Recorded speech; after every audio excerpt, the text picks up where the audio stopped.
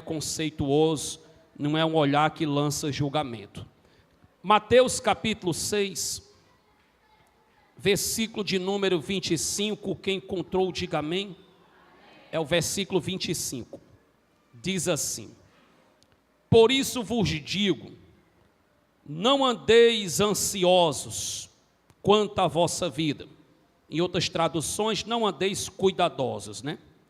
Pelo que haveis de comer ou pelo que haveis de beber, nem quanto ao vosso corpo, pelo que haveis de vestir. Não é a vida mais do que o mantimento e o corpo mais do que a vestimenta? Olhai para as aves do céu, que não semeiam, nem cegam, nem ajuntam em celeiros, e vosso Pai Celestial as alimenta. Não tendes vós muito mais valor do que elas? E qual de vós poderá, com todos os seus cuidados, acrescentar um côvado à sua estatura? E quanto ao vestuário, por que andais solícitos? Olhai para os lírios do campo, como eles crescem, não trabalham nem fiam. E eu vos digo que nem mesmo Salomão, em toda a sua glória, se vestiu como qualquer deles. Pois se Deus assim veste a erva do campo, que hoje existe e amanhã é lançada no forno, não vos vestirá muito mais a vós, homens de pequena fé? Você vê que Jesus está exortando, né? Não andeis, pois, inquietos, dizendo que comeremos ou que beberemos, ou com que nos vestiremos, porque todas essas coisas os gentios procuram. E aqui ele faz uma comparação dos salvos com os gentios, né? Ele se refere naquele momento aos judeus, porque a igreja inicia com os judeus, né? Por isso a expressão gentios, que a gente pode traduzir no momento hoje como ímpios, né? As pessoas que não conhecem a Deus. Porque todas essas coisas os gentios procuram. De certo, vosso Pai Celestial bem sabe que necessitais de todas essas coisas.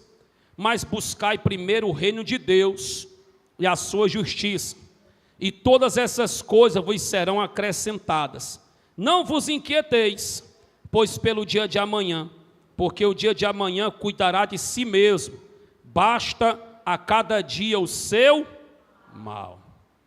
Então Jesus já deixou bem claro que os nossos dias, eles sobem e descem, né? Tem momentos bons e momentos ruins, né? Está muito claro no texto, né? Basta a cada dia o seu mal. Meus amados e queridos irmãos, dando prosseguimento a essa mensagem, é claro e evidente que aqueles que não estiveram na quinta-feira ou não assistiram a mensagem da quinta, né? Inicialmente vai ficar assim um pouco perdido, porque é uma continuidade, né? Mas eu preciso prosseguir, né? Porque assim eu informava na quinta passada que a gente estaria trabalhando 2 quintas-feiras com essa temática. Mas, meus irmãos, ainda em uma rápida introdução, nós bem sabemos que a ansiedade, ela é tida como um dos grandes males desse século. E é da compreensão dos meus irmãos também que há um batalhão de pessoas que eles sofrem de ansiedade de uma forma assim exacerbada, né? De uma forma que a gente observa e nos chama a atenção o grande crescimento, o grande número de pessoas acometidas desse mal. E a gente precisa entender, meus irmãos, que tudo isso é um processo, né? Essa ansiedade que Jesus inicialmente ele fala daquela ansiedade dentro de um contexto natural, aquela ansiedade que, de uma certa forma, ela vai nos ajudar, pelo menos inicialmente, porque ela vai fazer a gente olhar para o futuro e lutar por esse futuro, ou seja, não sermos relaxados, né? Então a gente tem uma expectativa quanto ao futuro e também vem algumas perguntas, né? E aí a gente vai buscar dentro do contexto do presente, para que a gente atinja no futuro, para que a gente atinja daqui a um tempo, aquilo que a gente almeja. Então toda essa preocupação, principalmente ali entre os jovens, né? Qual vai ser a minha profissão, né? Com quem eu vou me casar? E muitas outras perguntas que surgem, isso também está ligado à idade adulta, até a vida daqueles que já casaram, que até já exercem uma profissão, mas muitas das vezes querem mudar de profissão, querem passar em um concurso público, querem se profissionalizar de uma forma melhor. E, querendo ou não, todo esse contexto é um olhar, meus irmãos, para a vida que ainda não chegou. E todo esse contexto, ele vai gerar em nós, meus irmãos, algum tipo de ansiedade, né? Quem é que não fica nervoso, né? Mesmo depois de ter estudado bastante para a prova do concurso público, né? Para uma prova da faculdade, para uma prova na escola, né? E às vezes a mão fica ali suada, né? E passa um brancão na mente. Diz, Jesus, e agora Espírito Santo me ajuda. E se você tiver estudado, o Espírito Santo vai lhe ajudar. O Espírito Santo não tem como lhe ajudar se você não tiver estudado, né? Mas se você tiver se esforçado, eu não tenho dúvida que ele vai lhe ajudar, né? Mas, meus irmãos, tudo isso faz parte do contexto da vida, né? Eu ainda estou dentro daquele contexto de uma ansiedade natural, de uma ansiedade que não controla a nossa vida, mas que gera algumas coisas na nossa vida, né? E, em sua maioria, dentro desse contexto, acaba também atrapalhando, né? Mas é natural, é normal, né? Até uma pessoa mesmo, muitas das vezes, que é convidado para pregar, né? E se encontra diante de um auditório grande, e aquela pessoa fica nervosa, né? E aquela pessoa até gagueja ali já no início, né? Diz, meu Deus, e agora? Né? E o público já ali na expectativa, ouvindo. Isso tudo, meus irmãos, até então é normal, é natural. Mas a gente precisa também compreender que a gente precisa colocar um freio nessa ansiedade natural. Porque senão ela começa a nos controlar. E Jesus aqui nesse texto, ele fala sobre pelo menos 5 evidências. E eu falava para os irmãos na quinta passada, né, que eu queria ter trazido pelo menos 3 das 5, mas eu não consegui trazer nenhuma, né? O assunto foi só ansiedade mesmo. Mas hoje a gente já vai aqui discorrer, conforme Jesus aqui vai exortando, conforme Jesus vai ensinando. Então Jesus aqui, ele deixa muito claro, meus irmãos. Aqui pelo menos eu enumerei 5, pode ser que você estudando, você encontre até mais. Mas eu enumerei 5 também, para a gente não se estender muito, né? E conforme o ensinamento de Jesus, primeiramente, a gente entende que a ansiedade é destrutiva. Diga assim, a ansiedade... Foi fraco, diga, a ansiedade destrói.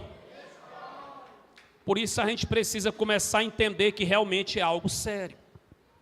Versículo de número 25. Por isso eu vos digo, não andeis ansiosos quanto à vossa vida, pelo que haveis de comer, pelo que haveis de beber, nem quanto ao vosso corpo, pelo que haveis de vestir. Não é a vida mais do que o mantimento, e o corpo mais do que a vestimenta. A palavra ansiedade, aqui nesse versículo, dentro do seu original, ela tem como um significado rasgar. Já no versículo 31, que é de suma importância, Jesus diz assim: não andeis, pois, inquietos, porque a ansiedade ela gera uma inquietação. E a palavra inquietação aqui no versículo 31, partindo do seu original, significa um constante suspense. Quando a pessoa não consegue frear aquilo, não consegue parar, está inconstante.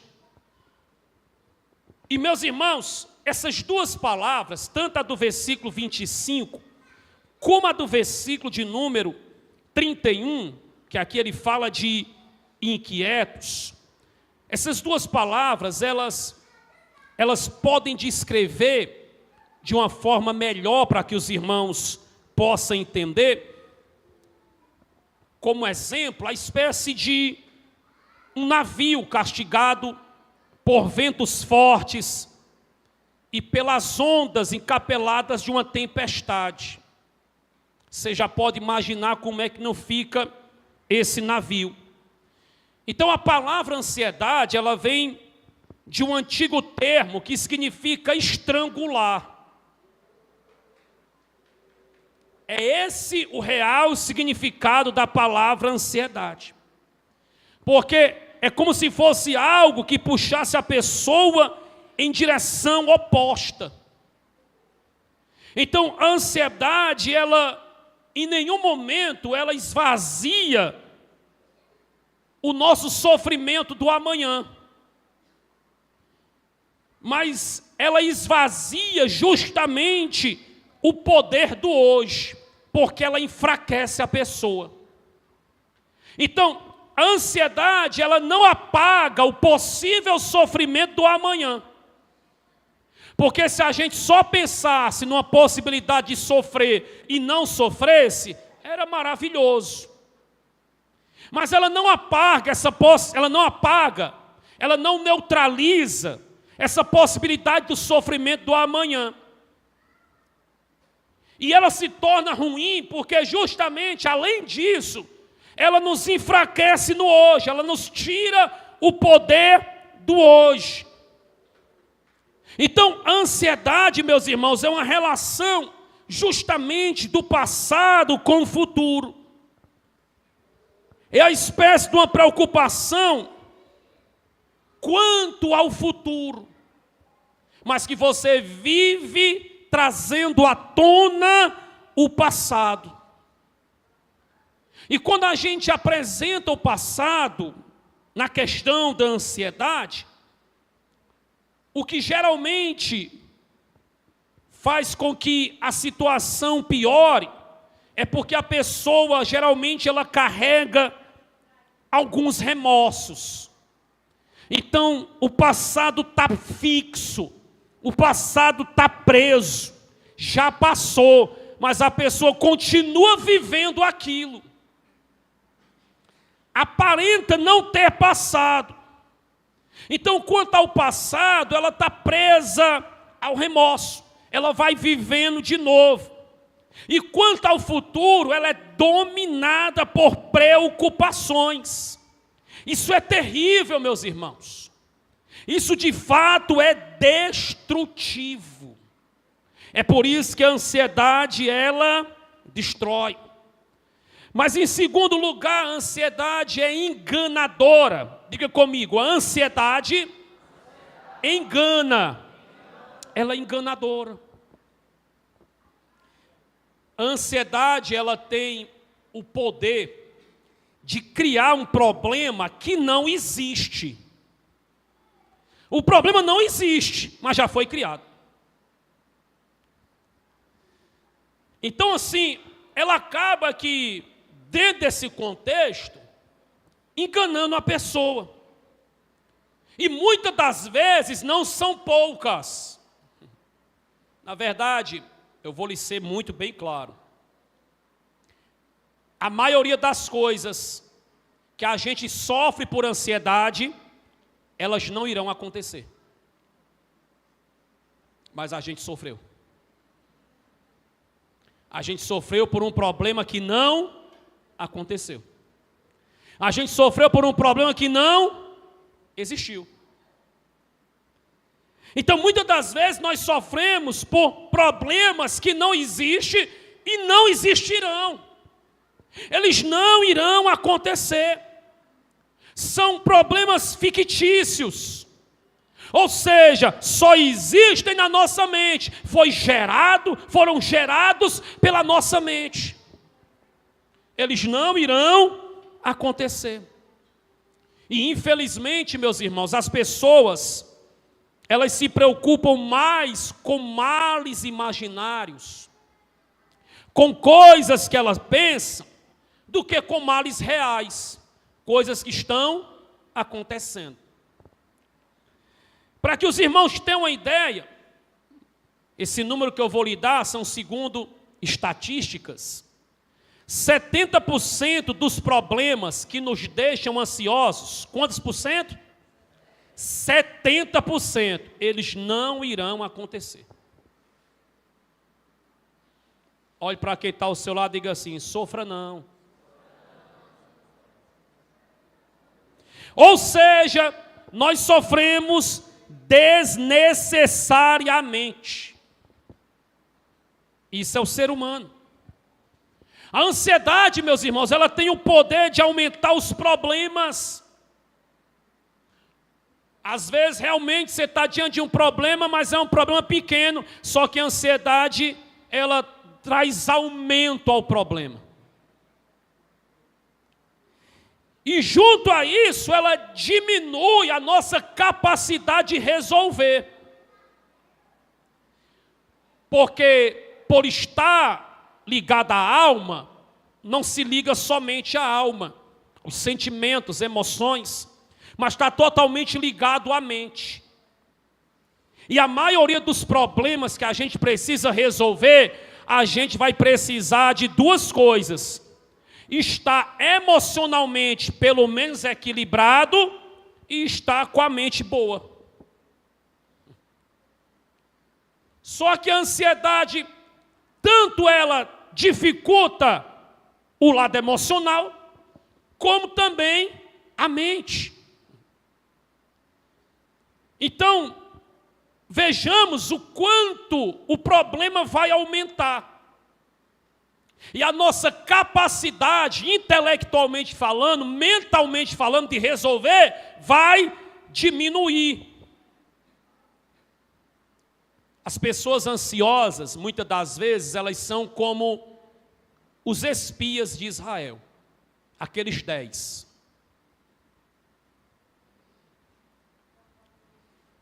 Pastor, mas eles trouxeram um relatório que havia gigantes, e realmente havia. Ok. Um ansioso, muitas vezes, ele vê o problema mesmo. Está ali um gigante, ele viu o gigante. Só tem uma questão. Como a mente dele está ali, ele esqueceu que ele está debaixo de promessas. Aí tem o Josué e o Caleb, vendo também gigantes, mas dizendo assim: Pai, Deus prometeu para a gente, se Ele se agradar de nós, Ele nos entrega essa terra. Não tem gigante que faça com que Deus não nos entregue. Ele vai nos entregar. E daqui a pouco eu vou falar mais um pouco a respeito disso. Essa questão que a ansiedade gera em nós. Por isso que quando Jesus está falando, Ele comparou aqueles judeus com os gentios. Nisso também os gentios pensam, se preocupam, se prendem, se amarram. Por isso que Jesus faz essa comparação. Então, meus irmãos, a ansiedade, ela tem o poder de tirar de nós a visão de Deus, os olhos de Deus, e faz com que a gente enxergue apenas problemas, a gente enxergue apenas situações adversas.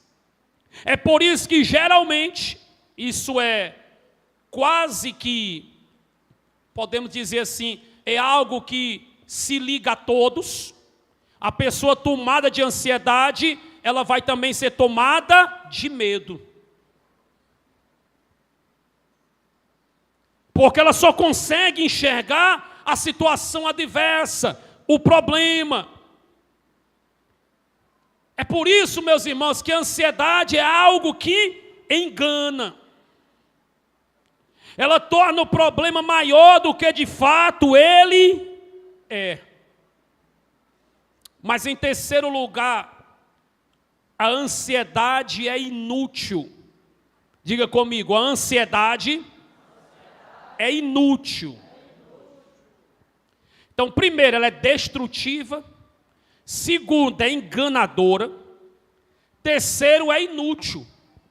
Jesus deixou bem claro. Olha o versículo 27, o que é que Jesus diz?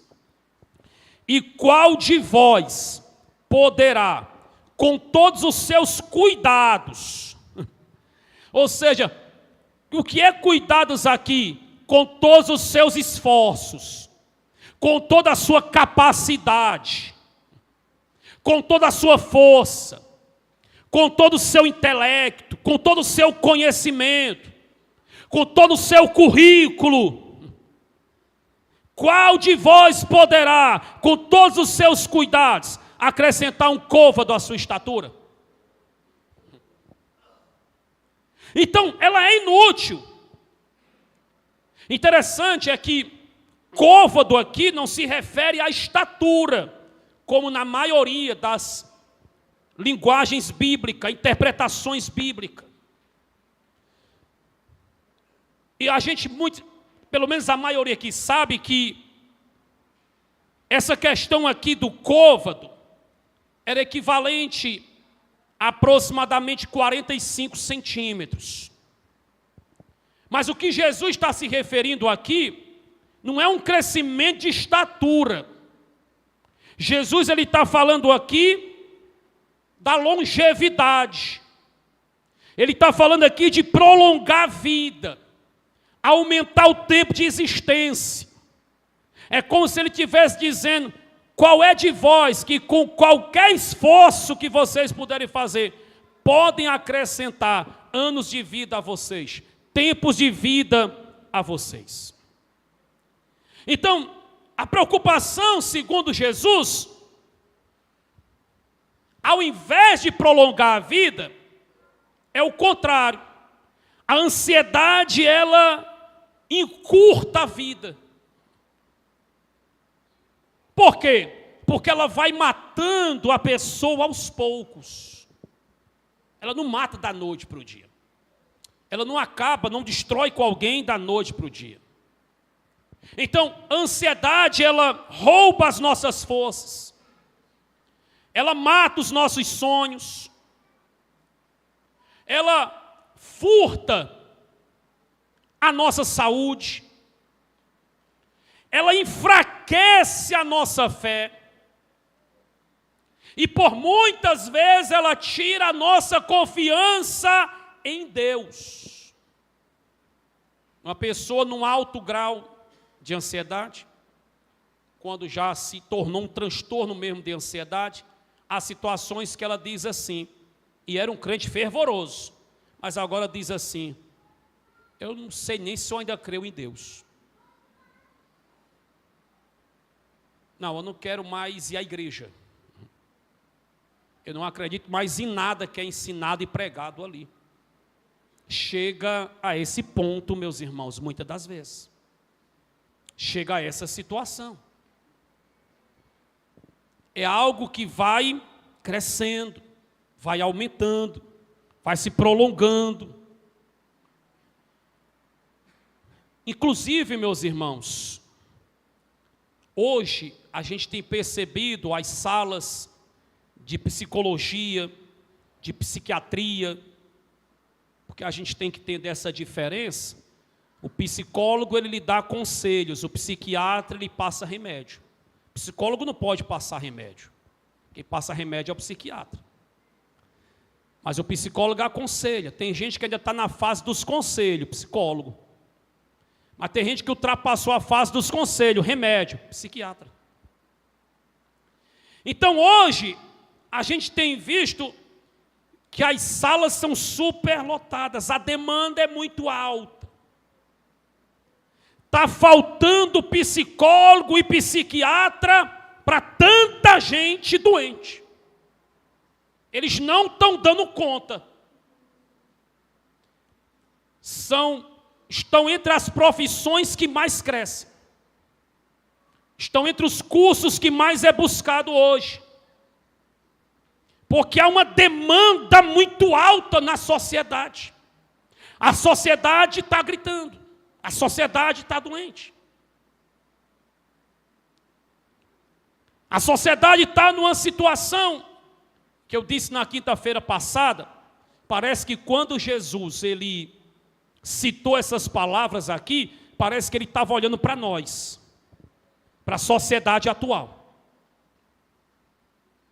Porque eu nunca vi uma sociedade que precisa, tão necessitada, de que esse assunto seja falado como a nossa. Então, meus irmãos, a gente precisa entender que, de fato, a ansiedade é coisa muito séria. E como eu disse anteriormente, o sentido literal da palavra é estrangular. É puxar em direção oposta. Porque quando nós estamos ansiosos, geralmente, a gente costuma tomar as rédeas da nossa vida. E isso aqui se torna, meus irmãos, algo muito complicado, porque é justamente no nosso maior momento de fragilidade que a gente quer tomar as rédeas da nossa vida e tirar Deus do controle, do domínio. É a gente fraco e querendo ser o dominador da situação. É por isso que, de fato, isso é um grande perigo. A ansiedade, dentre muitas coisas, nos leva a perder a alegria de hoje, a não viver os momentos de regozijo de hoje, simplesmente por causa do medo do amanhã. As pessoas estão preocupadas com o exame médico que está marcado para o começo de novembro. A gente ainda está em setembro. Há pessoas que estão em setembro, mas a mente está no exame de novembro. Perde noites de sono. Então, a gente vai se preocupando com exames médicos. A gente vai se preocupando com o emprego.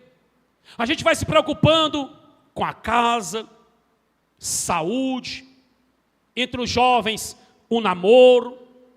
Entre os casados, o casamento. E a gente vai se preocupando com os empreendimentos, a empresa, e as vendas estão diminuindo, e as contas chegando, e a gente vai se preocupando com os investimentos, dinheiro, a política do país. E se você for ficar preso na política do país, você vai endoidar mesmo. E a gente vai se prendendo em muitas coisas, e tem os filhos. E a mente vai percorrendo tudo isso. Ah, meus irmãos, a ansiedade faz a gente gastar muito tempo, ou por que não dizer, perder muito tempo. Como disse Jesus, precisamos viver um dia de cada vez. Devemos planejar o futuro? Sim, é lógico. Qualquer pessoa em sã consciência, que é responsável, ela vai planejar o seu futuro. Mas nós não podemos viver ansiosos por causa do nosso futuro. E agora? O que é que vai ser do país? E agora? Eu não aguento mais 4 anos desse jeito, não. Aguenta, meu irmão. Você não aguenta a vida sem Jesus.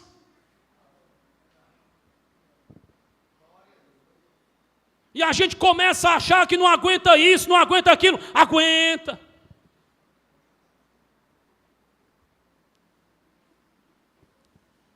É porque a gente vai se prendendo nas coisas.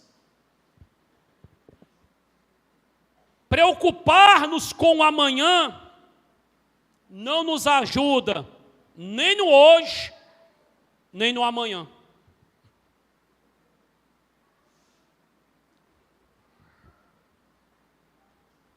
O médico que você vai em novembro, ou lá em outubro, não vai mudar não o diagnóstico dele, você só pensando.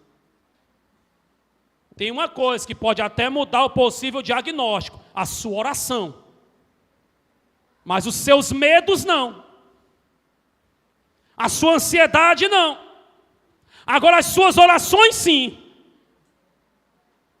Então, meus irmãos, a gente fica tão vidrado no amanhã, no ano que vem, nos anos que virão, e isso não coopera em nada com hoje, não ajuda em nada com amanhã. Então, se algo, ou se alguma coisa nos rouba as forças hoje, isso só significa uma coisa, que a gente vai estar mais fraco amanhã, sim ou não?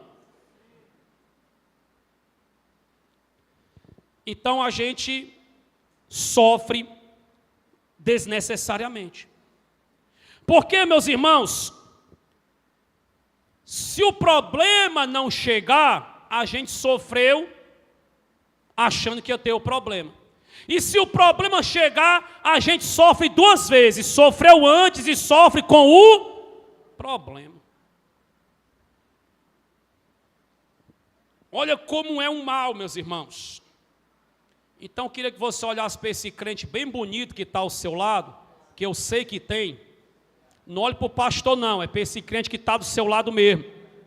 Diga assim para ele e para ela: se for para sofrer, sofra só uma vez. É só se realmente o problema acontecer. Então a ansiedade, ela é inútil. Não ajuda em nada nesse contexto aqui. Mas em quarto lugar, a ansiedade é cega. Diga assim: a ansiedade é cega. Capítulo 6, versículo 25, parte B.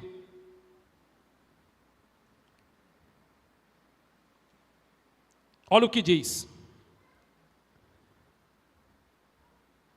Capítulo 25, a parte B, e o capítulo 26 também. 25 e o 26. Aí diz assim: não é a vida mais do que o mantimento, e o corpo mais do que a vestimenta? Olhai para as aves do céu, que não semeiam, nem cegam, nem ajuntam. Olha o que é que Jesus diz. Olhai. Jesus está dizendo assim, ó, vocês estão cegos. Vocês não estão conseguindo ver. Vocês não estão conseguindo contemplar. Vocês não estão conseguindo enxergar. Olhai para as aves do céu, que não semeiam, nem cegam, nem ajuntam em celeiros, e vosso Pai Celestial as alimenta. Não tendes vós muito mais valor do que elas? Para mim, vocês têm muito mais valor do que elas. E o Pai Celestial não dá o alimento às aves, não veste os lírios, e Ele veste os lírios de uma forma mais gloriosa do que Ele vestiu Salomão. Então vocês estão preocupados, estão inquietos, por quê? Então a ansiedade, ela nos cega. Ela nos tira o vislumbre daquilo que Deus faz, do cuidado de Deus. A ansiedade é uma falsa visão da vida, de si mesmo e da obra de Deus. A ansiedade nos leva a crer que a vida se resume em comer, beber e vestir, ou seja, coisas terrenas. E a gente fica tão preocupado, meus irmãos, com os meios, que nos esquecemos do fim da vida. E segundo o que Salomão escreveu, o fim da vida é o quê? Glorificar a Deus. Então o fim da vida é isso, guardar a palavra de Deus no coração e praticá-la. Uma vida que glorifica a Deus. Mas a ansiedade nos cega, não nos deixa ver a obra de Deus em meio à criação, não nos deixa ver o cuidado de Deus sobre a nossa vida, sobre a nossa família, sobre a nossa casa, a providência de Deus sobre o nosso lar.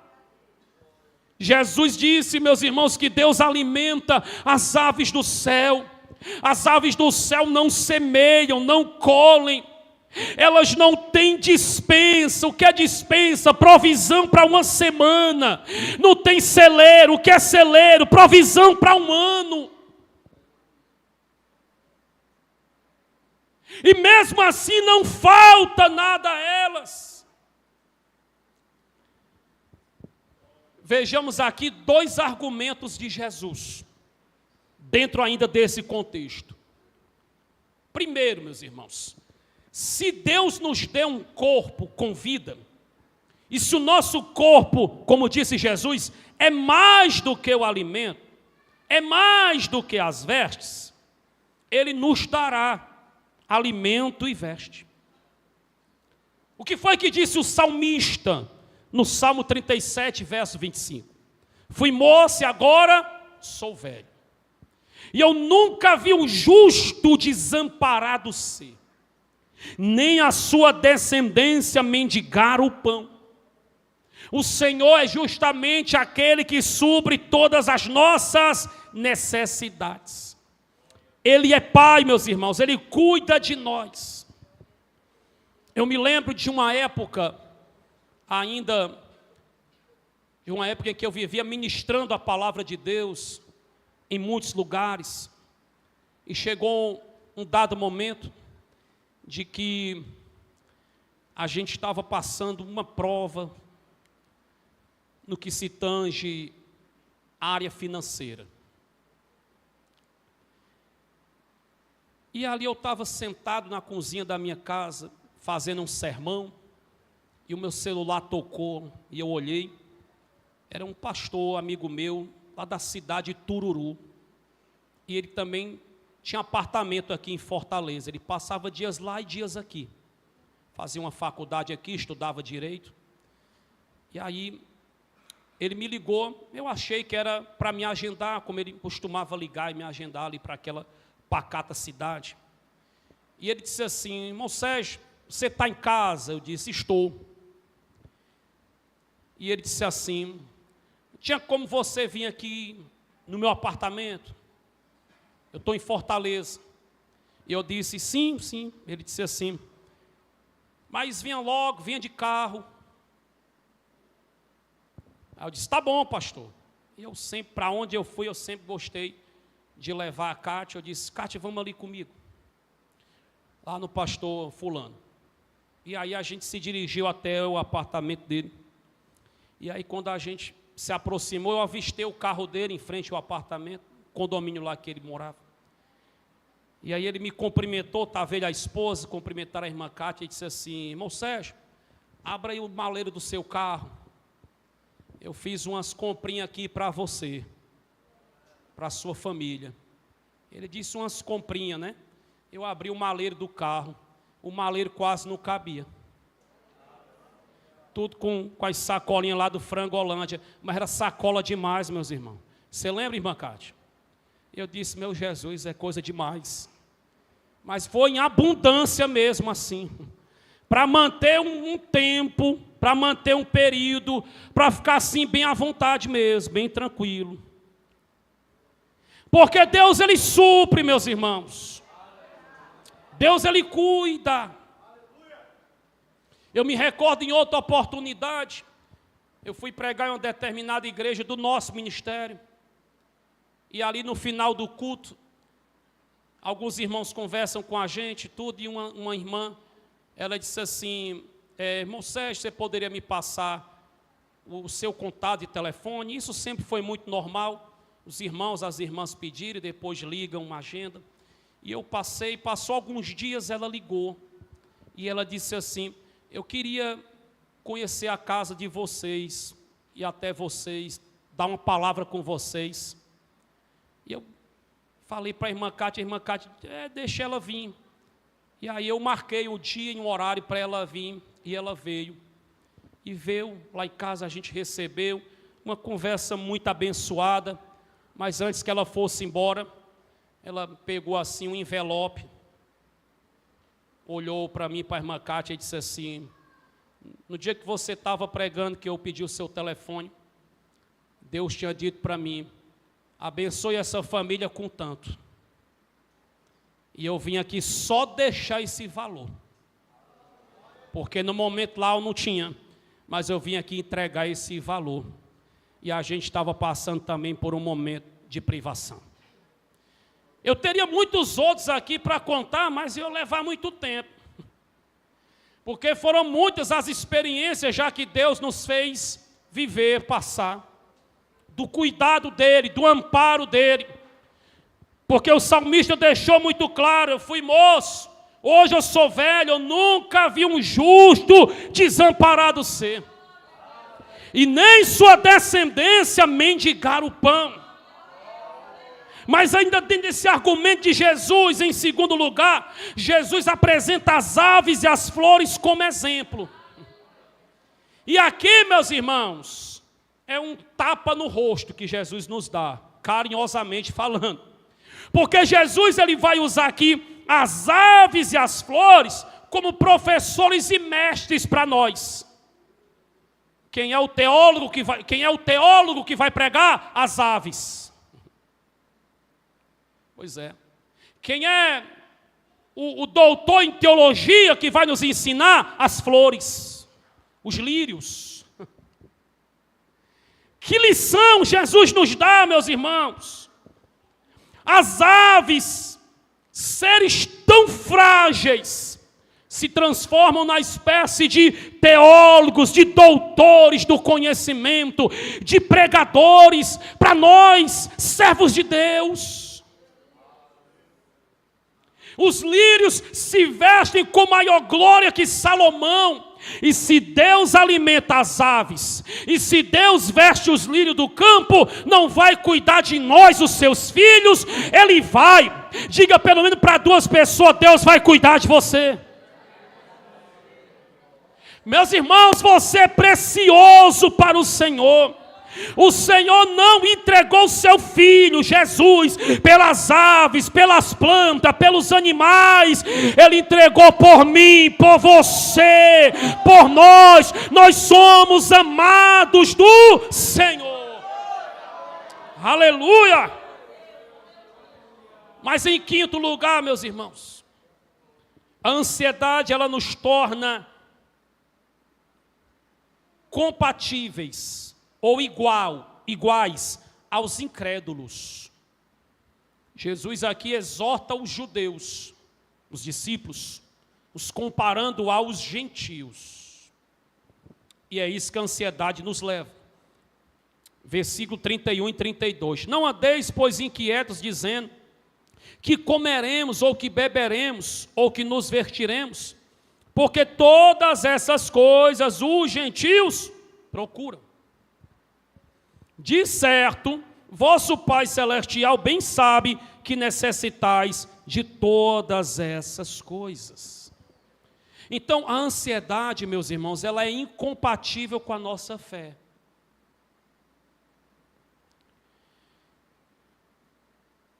E ela ganha uma similaridade com a vida dos descrentes, dos que não conhecem a Deus. Porque ela tem a sua geração também no ventre da incredulidade. A pessoa, sem perceber, vai se tornando assim. Meus irmãos, toda a natureza depende de Deus. E Ele não falha. Mas o ser humano, quando ele julga depender e confiar nas coisas, ele acaba se frustrando. Ele acaba se decepcionando. Porque as coisas falham. Tem aqueles que, mesmo crente, confia no dinheiro. Outros, mesmo crente, confia na sua força, no seu conhecimento, no seu intelecto, nos seus status, no vínculo de amizade que tem. Não, qualquer coisa que acontecer comigo, eu ligo para o fulano, para cicrano. A confiança nele é no vínculo de amizade. Pois é, tudo isso falha. Tudo isso decepciona. Tudo isso nos leva à lona. Tudo isso é capaz de nos nocautear.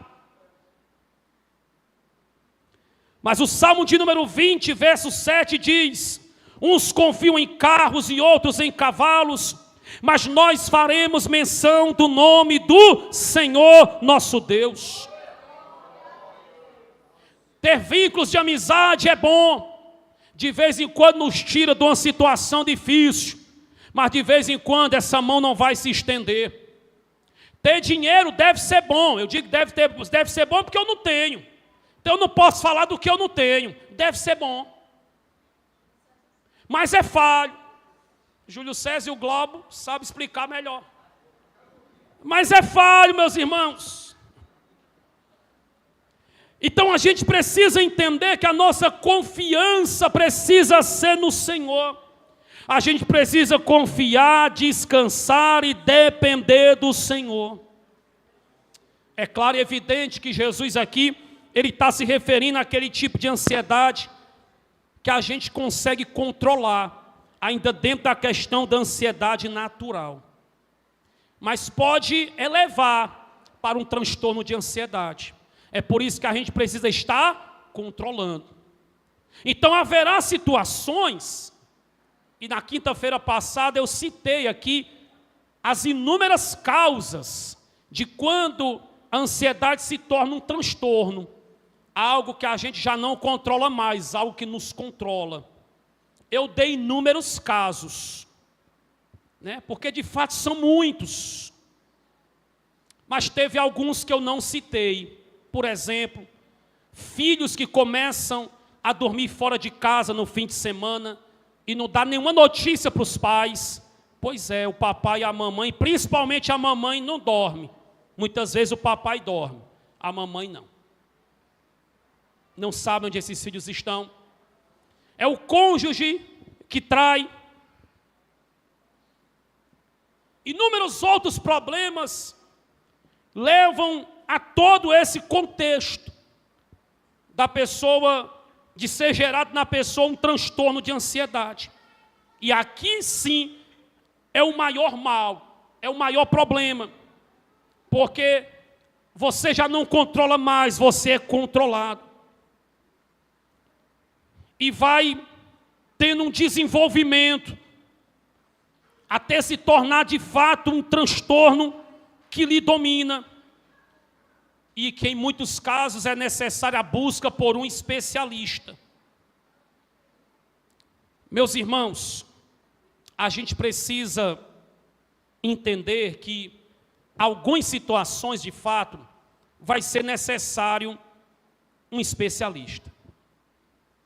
Eu sei, meus irmãos, que existem algumas formas que a gente pode ajudar aqueles que estão nesse estado.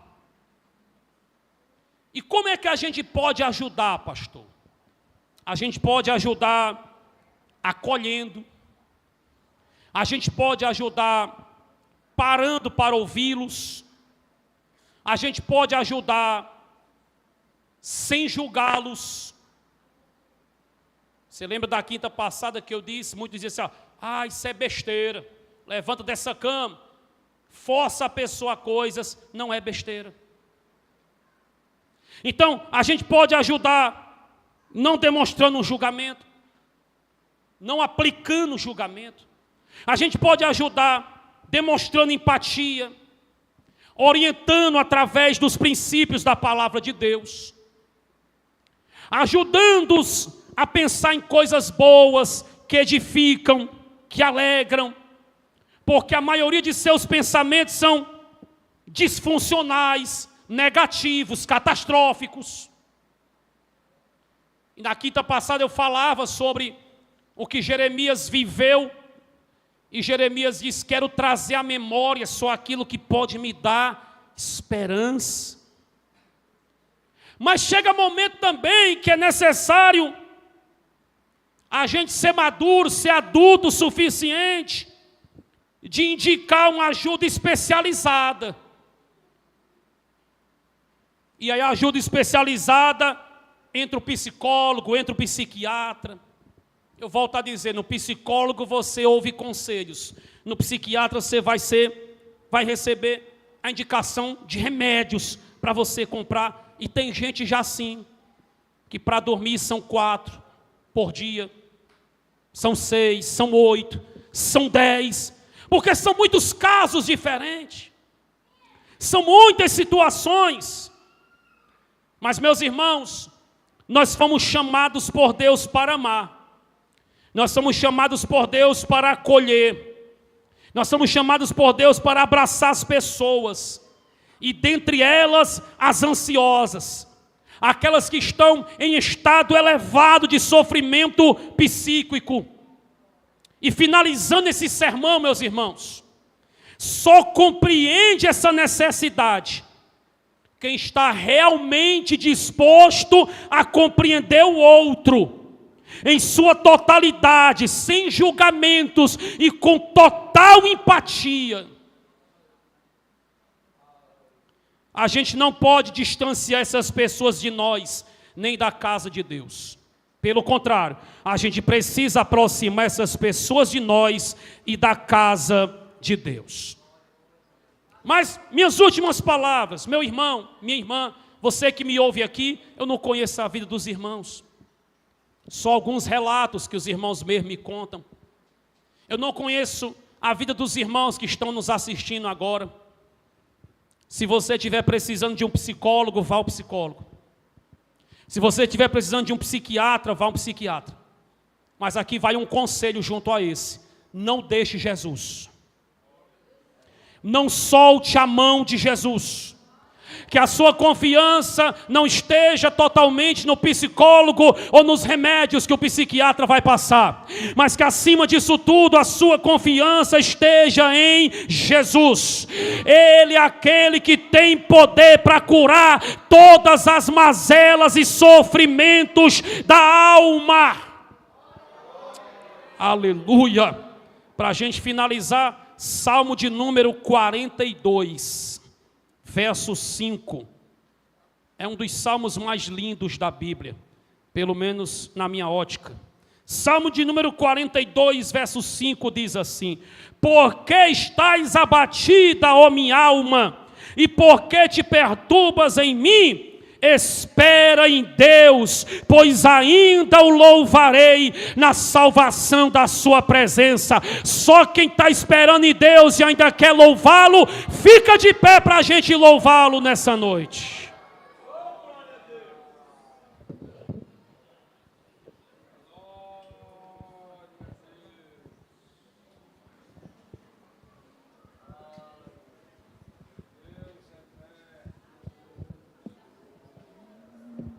Se tu, minha alma, a Deus suplicas e não recebes, confiando fica em suas promessas, que são muito ricas e infalíveis, pra te valer, porque